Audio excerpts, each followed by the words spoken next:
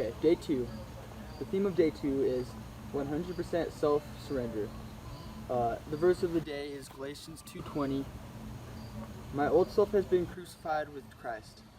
It is no longer I who live, but Christ lives in me. So I live in this earthly body by trusting in the Son of God who loved me and gave himself for me. In yesterday's meeting, I asked you guys the question, what did God sacrifice for us? And if you talked to anyone or if you just thought about it, you might have came to the conclusion that he sacrificed his son. And that was God giving 100% by doing that. One thing I want to call to your attention is the comparison between a coach and God. Obviously, they're not on the same level because God is God. God's up here. We're way below him. We're way down there. But as a coach might lead an athlete to be better and help an athlete reach his goal, well, by being followers of Christ, God helps lead us into making life better for others, and he helps us become better people. So I asked you to be a servant of God, but what does it mean to be a servant? Well, I'll tell you a story of the lowest servant. So, when Jesus walked the earth, he showed us what it looked like to be a servant leader. He was a compassionate teacher who took care of people's most basic needs. Jesus fed the masses, as is what was said in Matthew 14:13-21. Healed the sick, Matthew 8, verses 1 through 15. Delivered the possessed, Matthew 8:16, and protected his disciples from harm, Matthew 8:23-27.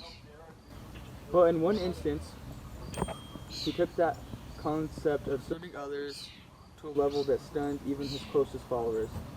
In John 13, the story begins during the celebratory Passover supper, as Jesus draws closer to his death. So he got up from the table and took off his robe, wrapped a towel around his waist, and poured water into a basin. Then he began to wash the disciples' feet, drying them with the towel he had around him. John 13:4-5.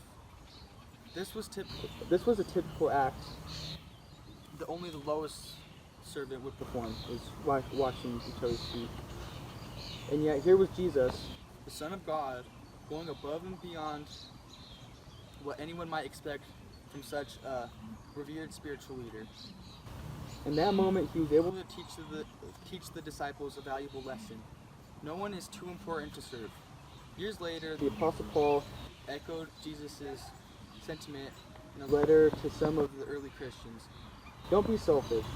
Don't try to impress others. Be humble, thinking of others as better than yourselves.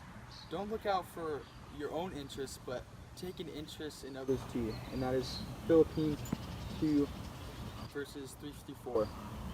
So some questions I want to leave you off with today are, why do you think it's so surprising to see important leaders performing selfless acts of serving, such as Jesus washing the apostles' feet, his followers' feet?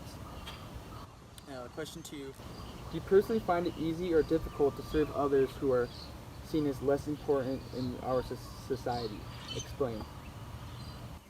And remember, before I leave you off today, we need to give 100% by surrendering our lives to God.